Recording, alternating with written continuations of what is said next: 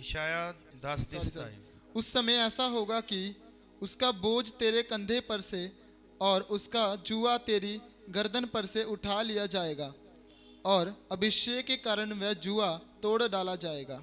हाँ जी। नहूम की किताब 1 उसका 13 वचन, क्योंकि अब मैं उसका जुआ तेरी गर्दन से उतार कर तोड़ डालूंगा और तेरा बंधन फाड़ डालूंगा। आमीन, हालेलुया। यिर्मयाह की किताब 30 उसका 8 वचन, और सेनाओं के यहोवा की ये वाणी है कि उस दिन मैं उसका रखा हुआ जुआ उसकी गर्दन पर से तोड़ दूंगा और तुम्हारे बंधनों को टुकड़े टुकड़े कर डालूंगा और परदेसी फिर उनसे अपनी सेवा ना कराने पाएंगे। आमीन, हालेलुया। परमेश्वर क्या कहते हैं कि मैं जो गर्दन पर जुआ रखा गया है उसको तोड़ डालूंगा और बंधनों को एक टुकड़े टुकड़े करके फाड़ दूंगा। हालेलुया। बंधनों को क्या कर दूंगा? तोड़ दूंगा, फाड़ डालूंगा। तेरी गर्दन के ऊपर से जुए को मैं क्या कर दूंगा? तोड़ डालूंगा। आमीन, हालेलुया। कितनी बार ये शब्द बाइबल में आया? मैंने सिर्फ 3 ही आयतें चुनी है, लेकिन ये शब्द बाइबल में कितनी बार आया है कि परमेश्वर ने कहा कि जो तेरी गर्दन पर जुआ रखा गया उसको मैं क्या करूंगा? तोड़ डालूंगा। लेकिन तोड़ेगा कैसे वो भी बताया। यशायाह की किताब से हमने पढ़ा 10 और 27 में से परमेश्वर कहता है अभिषेक के कारण वो जुआ तोड़ा जाएगा। कैसे तोड़ा जाएगा? अभिषेक के कारण तोड़ा जाएगा। आमीन, हालेलुया। तोड़ेगा परमेश्वर, लेकिन तोड़ेगा कैसे? एक तरीका है, अभिषेक से, मसीह से जुआ टूटता है। आमीन, हालेलुया। सब बोलिए हालेलुया। जुए की जो बात कर रहे हैं उसके बारे में थोड़ा बताऊंगा कि जुआ असल में है क्या। आपने देखा होगा कि जो बैल खेतों में हल चलाते हैं तो बैलों के गर्दन के ऊपर एक लकड़ी का रखा होता है, जुआ उसको बोलते हैं। पंजाली भी बोलते हैं, पंजाबी दे विच जुआ बोलते हैं उसको। उसके बीच में जो बैल होता है उसकी गर्दन जो है ऐसे दसी हुई होती है। ऊपर भी होता है गर्दन के, नीचे भी होता है, और जहां पर गर्दन है दोनों तरफ एक एक डंडा लगा हुआ होता है।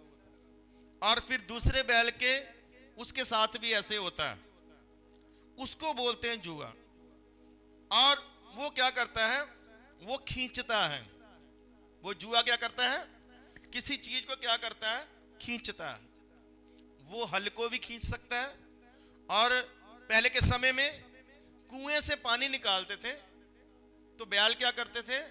उस जुए के साथ, उस लकड़ी के जुए के साथ जो गर्दन पर रखा होता था उसके साथ वो कुएं से एक लंबा, क्या बोलते हैं उसको, बांस सा होता था, उनके साथ बंधा होता था, जिसको क्या करते थे? वो बैल ऐसे लेकर घूमते थे और वो चखड़ी से घूमती थी वो, और पानी कुएं में से क्या आता था?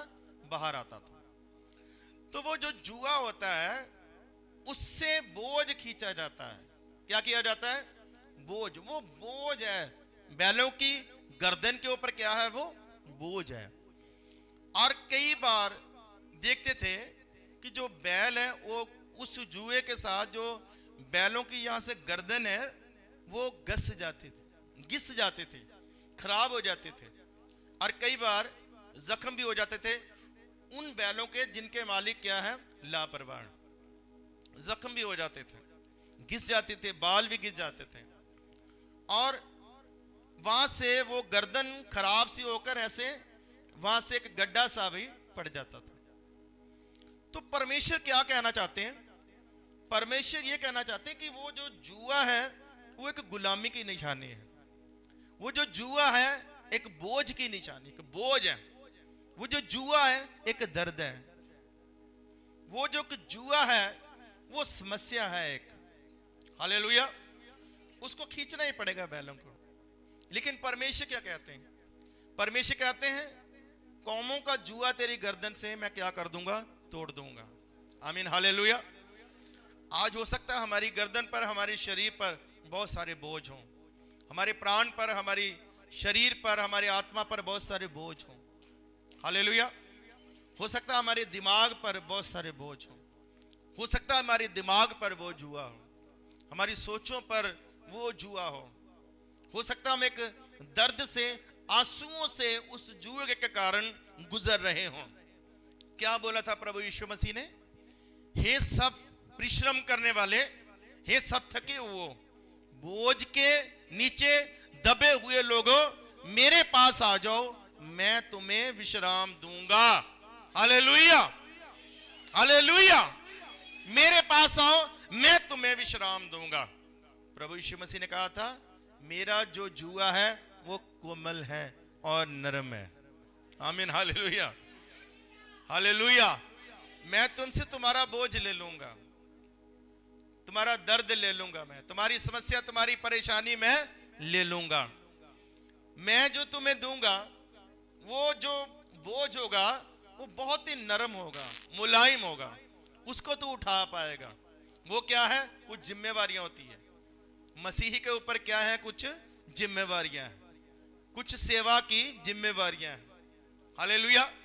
कुछ उसके राज्य की क्या है? जिम्मेवारियां हैं। कुछ भक्ति की क्या है? जिम्मेवारियां हैं। कुछ चर्च की क्या है? जिम्मेवारियां हैं। कुछ आत्मिक जीवन में चलने के लिए क्या है? जिम्मेवारियां। लेकिन यीशु मसीह कहते हैं वो नरम है, कोमल है, मुलायम है, वो भारी नहीं है, वो थकाने वाली नहीं है, वो परेशान करने वाली नहीं है, वो दबाने के लिए नहीं है। प्रभु कहता है मेरा जुआ अपने ऊपर ले लो, अपना बोझ दे दो, मेरा जुआ अपने ऊपर ले लो। आमीन, हालेलुया। जो नरम है वो मुलायम है। आज मैं आपसे कहना चाहता हूं परमेश्वर रेडी है कि वो उस जुए को तोड़ दे। जुए को तोड़कर क्या होगा? जुआ टूटेगा तो बैल आजाद होगा। जिस बैल की गर्दन के ऊपर जुआ रखा है, जुआ टूटेगा तो क्या होगा? आजाद होगा। आमीन, हालेलुया। सुनो, इसमें एक भेद है। एक जुए को निकालना है और एक जुए को क्या है? तोड़ना है। इसका भेद समझते आप? परमेश्वर ने ये नहीं कहा कि मैं निकाल लूंगा, परमेश्वर ने कहा कि मैं क्या कर दूंगा? उस जुए को तोड़ डालूंगा। मतलब कि जो टूट गया अब दोबारा नहीं डाला जाएगा, तोड़ेगा तो वो फिर से डाला नहीं जाएगा। लेकिन बैलों के ऊपर से जो जुआ है, मालिक क्या करते थे? निकालते थे, फिर इसको क्या कर देते थे? काम के समय डालते थे। लेकिन प्रभु यीशु मसीह क्या कहते हैं? मैं निकालूंगा नहीं। परमेश्वर क्या कहते हैं? मैं सिर्फ निकालूंगा नहीं, मैं निकाल कर उसको नेश्ता नाबूद कर दूंगा, मैं उसको तोड़ ही डालूंगा। तेरे सारे बंधन मैं तोड़ दूंगा, फाड़ डालूंगा। ऐसा बाइबल में हमने पढ़ा है। आमीन, हालेलुया। और वो तुम पर दोबारा बोझ नहीं डाल पाएंगे। लेकिन कैसे होगा? वो होगा अभिषेक के साथ। हालेलुया। एक आयत मैं आपके लिए पढ़ना चाहता हूं लूका की इंजील से। लूका की इंजील 4 उसका 18 वचन में ऐसे लिखा है कि प्रभु का आत्मा मुझ पर है, इसलिए कि उसने कंगालों को सुसमाचार सुनाने के लिए मेरा अभिषेक किया है, और मुझे इसलिए भेजा है कि मैं बंधुओं को छुटकारे का और अंधों को दृष्टि पाने का सुसमाचार प्रचार करूं और कुचले हुओं को छुड़ाऊं। आमीन, हालेलुया। यहां पर शब्द आया है कि मैं उनको क्या करूं? छुड़ाऊं। और मैं क्या करूं? छुटकारे का प्रचार करूं। मैं बंधुओं को क्या कर दूं? आजाद कर दूं। हालेलुया। क्या इच्छा है परमेश्वर की कि जो बंधुए हैं, किसी भी चीज में बंधे हुए सिर्फ वही नहीं हो सकते हैं जो प्रभु में नहीं है, बंधे हुए वो भी हो सकते हैं जो प्रभु में है। आज हमें गौर करना है। तो यीशु मसीह किन लोगों में आए? ध्यान से सुनो, ये बात किसको कह रहे हैं? ये बड़ी सोचने की बात है, आप अपना ध्यान मत भटकने देना। हालेलुया। ये पता किन लोगों को बोला? यीशु मसीह किन लोगों की बात कर रहे हैं? अपने लोगों की, इस्राएलियों की, जिनको परमेश्वर ने चुना हुआ था, जिनकी सुन्नत हो चुकी थी, सुन्नत किए हुए लोग, जिसको परमेश्वर की कौम बोला गया, जिनको परमेश्वर के लोग बोला गया, जिनको परमेश्वर के निजी लोग बोला गया, उनको यीशु मसीह कहता है। कहने का मतलब कि ये लोग हैं परमेश्वर के, जिनके बीच में मूसा के जैसे लोग हैं, जिनके बीच में दाऊद के जैसे राजा हैं, जिनके बीच में एलिया और अलीशा के जैसे नबी हुए हैं, यशाया यिर्मयाह के जैसे नबी हुए हैं। ऐसी कौम जिनके बीच में नूहा के जैसे, हनोक के जैसे लोग पैदा हुए, अब्राहम जैसे, यकूब जैसे, इसहाक जैसे लोग। हालेलुया। ऐसी जाति, ऐसी कौम जिसको परमेश्वर ने अपनी दुल्हन करके भी बोला। परमेश्वर की बात कर रहा हूं। हालेलुया। आप समझ रहे हो कि नहीं? अपने बच्चे के करके भी बोला। उनको लिए यीशु मसीह भेजा गया। और यीशु मसीह यहां साबित क्या करना चाहते हैं? कि मैं इसलिए आया हूं कि मैं बंधे हुओं को छुटकारे का प्रचार करूं। इसका मतलब ये लोग बंधे हुए हैं अभी भी। कि मैं क्या करूं? बंधे हुओं को छुटकारे का प्रचार करूं, मैं इनको छुड़ाऊं, मैं इनको आजाद करूं। मेरा अभिषेक किया गया है, मुझको मसा किया गया है, परमेश्वर का आत्मा मुझ पर है। आमीन। Hallelujah, hallelujah. यीशु मसीह अपने लिए वचन पढ़ते हैं, चर्च में जाते हैं, पोथी दी जाती है, और यीशु मसीह अपने लिए वचन पढ़ते हैं। यीशु मसीह कहते हैं ये मेरे लिए है, मुझे मसा किया गया है, परमेश्वर का आत्मा मुझ पर है। लेकिन आत्मा किस चीज के लिए है? अभिषेक किया है आत्मा से। हालेलुया। इसका भेद यह है कि यीशु मसीह को छुड़ाने के लिए अभिषेक चाहिए। यीशु मसीह को छुड़ाने के लिए पवित्र आत्मा चाहिए। हालेलुया। तो परमेश्वर ने अपना रूह अपने पुत्र को दिया ताकि वो छुड़ाए। हालेलुया। आज छुटकारा देने वाले को और छुटकारा लेने वालों को परमेश्वर के आत्मा का अभिषेक चाहिए, मसा चाहिए उसको। अगर हमारे जीवन में मसा नहीं है, अभिषेक नहीं है, मान लो हमें समझ है, मान लो हमें ज्ञान है, मान लो हमें वचन का बहुत ज्यादा पता है, हालेलुया, मान लो हम चर्च भी आते हैं, सब कुछ करते हैं, लेकिन फिर भी कई बार लगता है कि हमारे जीवन में अभिषेक नहीं है, मसा नहीं है हमारे ऊपर। हालेलुया। अगर मसा नहीं होगा तो जुआ नहीं टूटेगा। मसे के बिना चलते जाएंगे तो बोझ को लेकर चलते जाएंगे, एक बोझ बना रहेगा हमारे सर के ऊपर, हमारे दिमाग के ऊपर, हमारी सोचों के ऊपर, हमारे प्राण के ऊपर, आत्मा के ऊपर एक बोझ बना रहेगा। हम लगातार बोझ के नीचे रहेंगे, समस्याओं में, परेशानियों में रहेंगे, आंसुओं में रहेंगे। लेकिन अभिषेक आजाद करता है। हालेलुया। अभिषेक जुए को तोड़ता है, क्योंकि अभिषेक के पीछे कौन है? पवित्र आत्मा। पवित्र आत्मा का अभिषेक है। हालेलुया। सुनिए ध्यान से। दाऊद को उसका पिता कहता है अपने भाइयों को खाना देकर आ। ध्यान से सुनना, क्या कर? अपने भाइयों को खाना देकर आ। वो फौज में थे, मिलिट्री में थे, वो शाऊल की सेना में थे, सिपाही थे वो। तो दाऊद छोटा था, भेड़ बकरियों को चराने वाला। उसका पिता कहता खबर लेकर आ और उनको कुछ खाने के लिए ले जाना। वो गया, और जब दाऊद गया तो वो देखता है एक बड़ा सा व्यक्ति है, बहुत ऊंचे कद का, बहुत लंबा और बहुत बलवान, बहुत तगड़ा।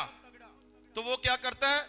वो निकलता है फलिस्तियों में से, जिनके साथ लड़ाई हो रही है, फलिस्तियों के साथ वो निकलता है एक व्यक्ति उनमें, और आकर इस्राएलियों को शर्मिंदा करता है, गाली देता है और चैलेंज करता है। वो कहता है आ जाओ, जिसने मां का दूध पिया आ जाओ। चैलेंज करता है, जिसमें हिम्मत है आ जाओ मेरे साथ लड़ो, मैं अकेला ही काफी हूं। ले आओ अपनी फौज में से जो कोई भी है, जो तुम्हें लगता है तगड़ा है, मेरे साथ युद्ध करो। सिपाहियों की जरूरत नहीं, सबकी लड़ने की जरूरत नहीं, एक एक ही लड़ लेते हैं, चैलेंज करता था। लेकिन अफसोस की बात है, किसी की हिम्मत नहीं पड़ रही थी इस्राएलियों में से। राजा की शाऊल की हिम्मत भी नहीं पड़ रही थी कि वो गोलियत के साथ लड़ने के लिए, युद्ध करने के लिए निकले। सब सिपाही सर झुकाकर शर्मिंदा होकर बैठे थे, किसी की हिम्मत ही नहीं पड़ रही थी। ऐसा कई बार होता रहा। जब दाऊद ने देखा, दाऊद गैरतमंद परमेश्वर का दास था, गैरतमंद, उसको गुस्सा आया। पहले उसने देखा और सुना, उसने कहा ये कौन असुन्नति व्यक्ति, एक असुन्नति व्यक्ति, कहने का मतलब जो परमेश्वर की वाचा में नहीं है, जिसका ताल्लुकात परमेश्वर के साथ नहीं है। एक सुन्नति व्यक्ति सुन्नतियों को क्या कर रहा है, चैलेंज कर रहा है, और ये आराम से बैठे हैं। इसकी इतनी हिम्मत कौन नहीं है? वो कहते हैं फलिस्ती है जी, कोई नहीं लड़ सकता इसके साथ, आज तक कोई लड़ नहीं पाया इसके साथ, इसका रिकॉर्ड है, इसलिए हम बैठे हैं आराम से। तो दाऊद कहता है मैं लड़ूंगा, हालेलुया, मैं लड़ूंगा। और आप कहानी जानते हैं कि दाऊद उसके साथ लड़ा, और दाऊद ने उसको हराया भी, और दाऊद ने उसको गिराया भी, और दाऊद ने उसी की तलवार से उसकी गर्दन को क्या कर दिया, अलग कर दिया। हालेलुया। लेकिन गिराया कैसे? एक पत्थर से गिरा दिया। जो गोपिया था दाऊद के हाथ में भेड़ों को चराने के लिए वो इस्तेमाल करते थे, वो दूर से पक्षियों को भगाने के लिए, जानवरों को भगाने के लिए वो यूज करते थे। वो गोपिया था उसके हाथ में, उसमें पत्थर डालकर मारा और सीधा जाकर गोलियत के माथे पर लगा, एक ही वार से गिरा दिया, उसने मार दिया। हालेलुया। तीर निशाने पर लगा, पत्थर निशाने पर लगा, गोपिया सही घूमा, टाइमिंग सही थी, स्पीड सही थी, पत्थर सही था। हालेलुया। और उसके बाद वो गिरा, उठने से पहले दाऊद की भागने की स्पीड सही थी, उसके पास पहुंचा, तलवार खींचने की टाइमिंग सही थी, और एक ही वार किया। फिर से कितने वार किए? एक ही वार किया। तलवार बहुत भारी थी, गर्दन अलग कर दिया। हालेलुया। ये सब कुछ ठीक ठीक क्यों हो रहा है? एक छोटा सा बच्चा क्यों जीत रहा है? एक छोटा सा बच्चा गोलियत से क्यों लड़ रहा है? गोलियत सबको हरा पाया, आज दाऊद को क्यों नहीं हरा पाया? दाऊद के पास लाठी था, गोपिया था, वो क्यों नहीं हरा पाया? हालेलुया। ये सब कुछ सही सही पता क्यों हो रहा है? कि उस समय पिता का दाऊद को भेजना, खाना देकर भेजना, खबर लेने भेजना, सब कुछ सही टाइम पर जा रहा है। पता क्यों? क्योंकि थोड़ी देर पहले, कुछ समय पहले दाऊद को अभिषेक किया गया था। शमूएल ने आकर दाऊद के सर के ऊपर मसा किया हुआ अभिषिक्त ऑयल डाला था। हालेलुया। उसको अभिषेक किया गया था। आज दाऊद क्यों जीत रहा है? आज उसका पत्थर सही तरीके से क्यों घूम रहा है? उसको सही पत्थर क्यों मिल रहा है? उसकी टाइमिंग क्यों सही है? सीधा माथे पर, सीधा निशाने पर क्यों लग रहा है जाकर? सारा वो ढका हुआ था, माथा खाली था, थोड़ा सा ही, सर के ऊपर भी टोप होता था, हर जगह, क्योंकि उसका मसा काम कर रहा था, अभिषेक काम कर रहा था। हालेलुया। तो क्या बता रहा हूं मैं? कि अभिषेक के साथ जुआ टूटता है, अभिषेक के साथ जीत प्राप्त होती है, अभिषेक के साथ सफल होते हैं, अभिषेक के साथ जो तीर निशाने पर बैठता है, अभिषेक के साथ सफलता आती है, अभिषेक के साथ हम जीतते हैं, और अभिषेक के साथ शैतान को आप हरा सकते हैं। बिना अभिषेक के शैतान को आप नहीं गिरा सकते हैं। ये गोलियत आप शैतान समझ लो। आज शैतान का रूप हमारे सामने यही है। वो हमें चैलेंज करता है, लड़के दिखा, आकर मेरे साथ युद्ध करके दिखा, तुझ में हिम्मत है तो आजा। हालेलुया। बाइबल में लिखा है जो इस संसार में है उससे ज्यादा ताकतवर हमारे अंदर है। आमीन। हालेलुया। और बाइबल कहती है हम जयवंत से बढ़कर हैं, यीशु मसीह में जयवंत से बढ़कर हैं। लेकिन जयवंत से बढ़कर है कौन?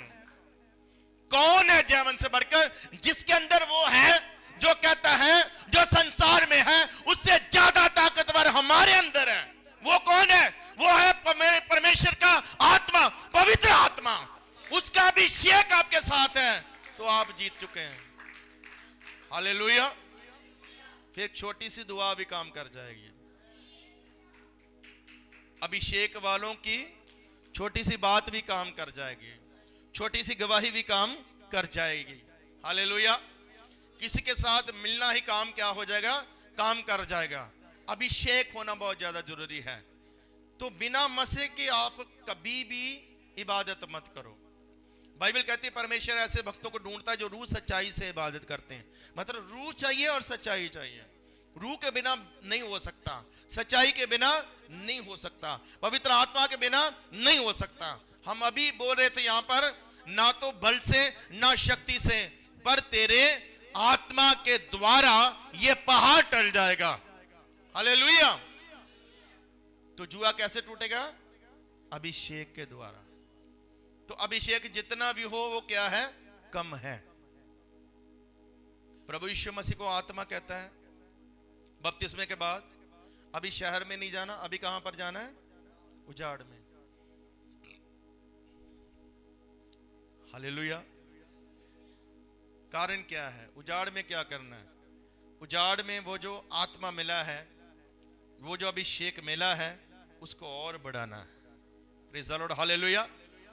क्या करना है? संसार से अलग होकर प्रार्थना में रहकर उस अभिषेक को और बढ़ाए जाना है। आमीन। हालेलुया। तो बाइबल कहती है 40 दिनों के बाद जैसे प्रभु यीशु मसीह शहर में आए, प्रभु यीशु मसीह उसकी क्या बोलते हैं, पंजाबी लिखा, उदी धुम पै गई। सारे शहरों में शोर यीशु मसीह के नाम का, जलाल फैल रहा है, उसकी महिमा हो रही है, नाम फैल रहा है। कोई सोशल मीडिया नहीं, कोई पोस्टर नहीं, कुछ एडवर्टाइजमेंट नहीं है। हालेलुया। फिर भी क्या? अपने आप प्रभु यीशु मसीह का नाम फैल रहा है। पता क्यों? क्योंकि प्रभु यीशु मसीह आत्मा के अभिषेक से भरकर आए हैं। और फिर जैसे ही आए जुए टूटने लगे। आमीन। हालेलुया। अंधे चंगे हो रहे हैं, देख रहे हैं। कोड़ी क्या हो रहे हैं? शुद्ध हो रहे हैं। बीमार चंगे हो रहे हैं। दुष्ट आत्माएं निकल रही है। हालेलुया। 2000 से ज्यादा दुष्ट आत्माएं प्रभु यीशु मसीह कहता है निकलो। पैरों में पड़कर मिन्नतें कर रहे हैं। हालेलुया। मत निकालो। प्रभु कहता नहीं, जाओ। एक ही बार बोला, निकल जाते हैं। आप निकाल कर दिखाओ 2000 दुष्ट आत्माओं को एक दबके से। अभिषेक काम करेगा। क्या करेगा? अभिषेक। 7 बंदे थे याजक के, 7 पुत्र थे याजक के। पौलुस को देखते हैं कि पौलुस क्या करता है, एक डांट लगाता है और दुष्ट आत्मा निकल जाती है। और लोग क्या करते हैं? सेवा करते हैं, दान दशवाज देते हैं, भेंट देते हैं, आदर करते हैं। हालेलुया। अपने घरों में ले जाकर खाना खिलाते हैं। याजक के पुत्र कहते हैं ये तो काम ही बड़ा बढ़िया है, अच्छा काम है, बस क्या करना है? नाम ही लेना है। बस यीशु मसीह का क्या करना है? नाम ही लेना। वो 7 क्या करने लगे? यही काम करने लगे। तो 7 के पास एक दुष्ट आत्मा का केस आया, किसी के घर में चले गए और बड़ी हिम्मत से गए और 7 बोले, जाकर वहां पर दुष्ट आत्मा वाले व्यक्ति से बोले यीशु मसीह के नाम से निकल जा, जिसका प्रचार पौलुस करता है। तो दुष्ट आत्मा अंदर से बोलता है, वो कहता है हम पौलुस को भी जानते हैं, यीशु मसीह को भी जानते हैं, तुम कौन हो? तुम्हारे बारे में नहीं सुना है। हालेलुया। बाइबल कहती है उन्होंने इतनी सख्ती की उनको मारा। दुष्ट आत्मा ने 7 को क्या किया? मारा। घड़ीसा, कपड़े क्या कर दिए? फाड़ दिए उनके। क्या हाल है? इसका मतलब ये क्वांटिटी ज्यादा है, ये मतलब नहीं कि वो 7 है तो वो निकाल देंगे। अगर यीशु मसीह का नाम लेंगे तो काम हो जाएगा। नाम तो पौलुस भी ले रहा था, नाम ये भी ले रहे हैं, लेकिन उस नाम के पीछे काम कौन करेगा? हालेलुया। पवित्र आत्मा। उस नाम के पीछे कौन होना चाहिए? पवित्र आत्मा। उस नाम के साथ काम होने के लिए सामर्थ चाहिए, मसा चाहिए जो यीशु मसीह के पास थी। प्रभु ने पहले कह दिया था, मुझे मसा किया गया, मुझे अभिषेक किया गया छुटकारे के लिए। हालेलुया। तो आप यही प्रार्थना करो, प्रभु जी आपका अभिषेक बना रहे और बढ़ता जाए, आपकी सामर्थ्य बढ़ी रहे। आमीन, हालेलुया। तो क्या कह रहे हैं कि अभिषेक के कारण तेरा जुआ टूटेगा। हालेलुया। एक कहानी बताकर मैं समाप्त करूंगा। बाइबल में लिखा, एक स्त्री, एक आदमी, पति पत्नी जिनके पास बच्चा नहीं था, उनको परमेश्वर का भेजा हुआ फरिश्ता कहता है आकर कि एक बच्चा होगा तुम्हारे घर में और वो नजीर होगा, वो पेट से ही मसा किया होगा। उसको नजीर बोलते हैं, जिसके जन्म से भी पहले क्या हो, भविष्यवाणी हो जाए, जो परमेश्वर के वचन के अनुसार आए, उसको क्या बोलते थे? नजीर बोलते थे। हालेलुया। उनको बोला कोई गलत काम नहीं करना, कोई पाप नहीं करना, कोई नशा नहीं करना। हालेलुया। और जब वो पैदा हो जाए तो उसके सर के ऊपर कोई भी कैंची उस तरह नहीं लगाना, बाल नहीं कटवाना उसके। हालेलुया। आप समझ गए होंगे वो कौन, किसकी बात मैं कर रहा हूं। मैं बात कर रहा हूं शमसून की बात कर रहा हूं। उन्होंने ऐसा किया, शमसून पैदा हुआ, बढ़ने लगा, बड़ा हुआ, जवान हुआ। उसको अपनी शक्ति के बारे में नहीं पता था, क्योंकि अभी तक कोई अनुभव नहीं हुआ था, कोई तजुर्बा नहीं हुआ था। सबसे पहला तजुर्बा, जंगल में जा रहा है, शेर आया सामने, और जब शेर आया तो जब तक आत्मा नहीं था तब तक वो डर रहा था, लेकिन एकदम से आत्मा आया उसके ऊपर, पवित्र आत्मा उसके ऊपर आया, तो एकदम से वो सामर्थ्य बन गया। अब वो भाग नहीं रहा, वो शेर की तरफ भाग रहा है। शेर उसकी तरफ नहीं भाग रहा, वो शेर की तरफ भाग रहा है। और बाइबल कहती है उसने शेर को पकड़ा और कागज की तरफ फाड़ दिया। हालेलुया। उसके विषय में यह वचन लिखा है कि शमसून एक हड्डी से हजारों को मार देता था, तलवार से नहीं। कैसे? एक छोटी सी हड्डी से। हड्डी पकड़कर एक व्यक्ति वैसे ऐसे 20 बार कर लेना तो ये बाजू थक जाएगी। 20 बार ही सिर्फ ऐसे कर दे तो इसने कितनों को मारा? 1000 को। ताकत लगती है किसी को मारने में, थका नहीं है, हजारों को मार दिया इसने। और बाइबल कहती है ये जब इसको बांधते थे, इस बात को ध्यान से सुनना, जब इसको बांधते थे बेड़ियों से, हथकड़ियों से, लोहे से, मोटी मोटी रस्सियों से कई बार इसको बांधते थे, और इसके ऊपर पवित्र आत्मा आता था। तो जब वो बांधी हुई रस्सियां, वो संगल, वो पिघल जाते थे, और वो पिघल के क्या होते थे? वो टूट जाते थे। हालेलुया। आप समझे कि नहीं? ये रस्सियों को कौन तोड़ रहा है? ये बेड़ियों को कौन तोड़ रहा है? आत्मा का अभिषेक। हालेलुया। यही बांधी होती कई बार हमारे ऊपर, आत्मा में बांधी होती है, पता नहीं चलता हम। लेकिन अगर आत्मा का अभिषेक होगा, अंदर आग होगी, वो आग तो वो क्या करेगी? उन रस्सियों को क्या कर देगी? तोड़ देगी। उन हथकड़ियों को, उन बेड़ियों को पिघला देगी। वो आपको कोई बांध नहीं पाएगा। मतलब शैतान आपको बांध नहीं पाएगा, पाप आपको बांध नहीं पाएगा, बीमारी आपको बांध नहीं पाएगी, समस्या बांध नहीं पाएगी। हालेलुया। क्योंकि अभिषेक क्या करेगा? तोड़ देगा, जुए को तोड़ देगा, उन बंधनों को तोड़ देगा। हालेलुया। एक समय ऐसा आया जब उसने आज्ञा तोड़ी तो वो अभिषेक चला गया। आज्ञा कैसे तोड़ी आप लोग जानते हैं। झूठे प्रेम में पड़कर उसने आज्ञा क्या कर दी? तोड़ दी, और अभिषेक चला गया। जब अभिषेक चला गया, आत्मा चला गया, तो वहां पर पता क्या लिखा? यहोवा अलग हो गया। यहोवा जुदा, यहोवा उससे अलग हो गया। जब अभिषेक जाता है तो यहोवा समझ लो हमारे साथ नहीं, परमेश्वर हमारे साथ नहीं। और अभिषेक ऐसी चीज है, ये कम भी हो सकता है, ये बढ़ाया भी जा सकता है। इसको बढ़ा भी सकते हैं, इसको आप कम भी कर सकते हो। हालेलुया। अभिषेक है क्या असल में? असल में अनुग्रह में भीगा हुआ सामर्थ है, शक्ति है ये। हालेलुया। अभिषेक क्या है? जिनको चुना जाता है, जिनको बुलाया जाता है किसी काम के लिए, उनके ऊपर एक खास तरह का अनुग्रह होता है परमेश्वर की तरफ से, और उस अनुग्रह में शक्ति होती है पवित्र आत्मा की। वो शक्ति बहुत प्रकार से काम करती है। हालेलुया। उसको बोलते हैं मसा किया हुआ, चुना गया, अभिषेक किया हुआ व्यक्ति। वो ऑयल डालना तो एक निशानी है कि दूसरों को बताने के लिए कि इसके ऊपर ऑयल डाला गया है, दूसरे समझ जाएं कि ये क्या है, मसा किया हुआ व्यक्ति है। आमीन हालेलुया। आप समझ रहे कि नहीं? अब नए नियम में ऑयल की जगह क्या है? नए नियम में ऑयल की जगह पवित्र आत्मा है। हालेलुया। अब सीधा पवित्र आत्मा उतरता है, आत्मिक ऑयल आता है सीधा। पहले ही योएल नबी ने कहा था कि अंत के दिनों में पवित्र आत्मा को सबके ऊपर उंडेल दूंगा, बच्चों के ऊपर, बूढ़ों के ऊपर, बहनों के ऊपर, भाइयों के ऊपर, सबके ऊपर उंडेल दूंगा मैं। हालेलुया। अब आप सोचो कि उंडेलेगा क्यों? इसका मतलब ये जरूरी है। अभिषेक क्या है? जरूरी। मसा क्या है? जरूरी। तो विनती करता हूं आपसे कि बिना अभिषेक के मत चलो, बिना मसे के मत चलो। ये बहुत ज्यादा जरूरी है। यही जुए को तोड़ेगा, यही बंदरों को तोड़ेगा, यही आपको आगे बढ़ाएगा, यही आपको जीत दिलाएगा, और यही आपको परमेश्वर के साथ जुड़े रहने में क्या करेगा? मदद करेगा। आमीन हालेलुया।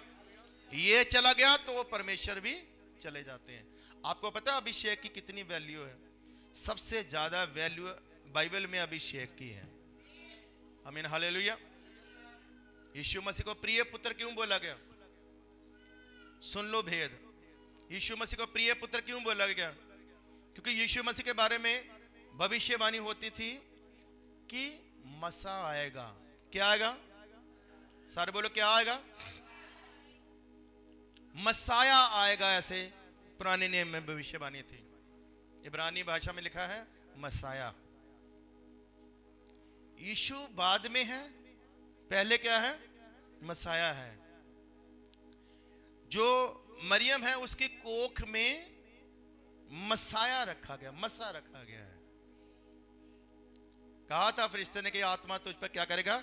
साया करेगा। आमीन हालेलुया। हालेलुया। वो शब्द जब देदारी हुआ, वो शब्द जब, वो बीज शब्द जब डाला गया मरियम के कोख में, तो उसमें उसके ऊपर क्या था? मसा था।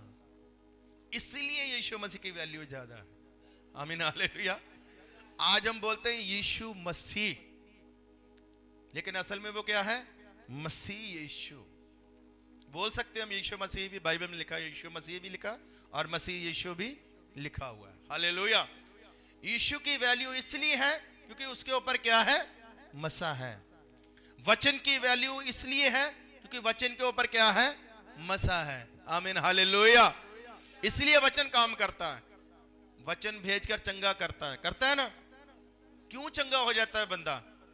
वचन बोलने से क्यों चंगा हो जाता है? क्योंकि वचन के ऊपर क्या है? मसा है। हालेलुया।